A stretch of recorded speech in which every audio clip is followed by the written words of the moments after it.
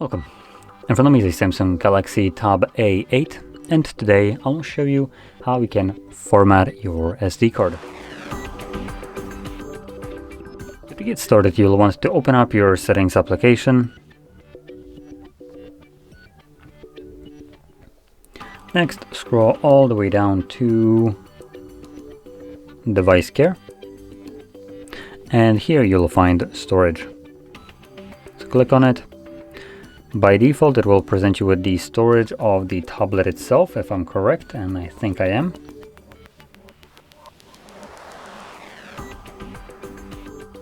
So we have SD card right over here, so you can click on it.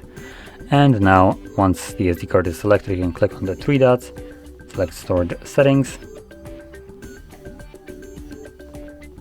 click on the storage itself, and you have the option to format it right here.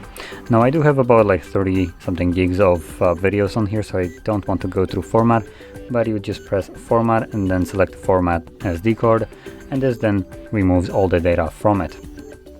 And one more thing for me, this is right now named some Umix or whatever. It's basically the name of the camera that was inserted too.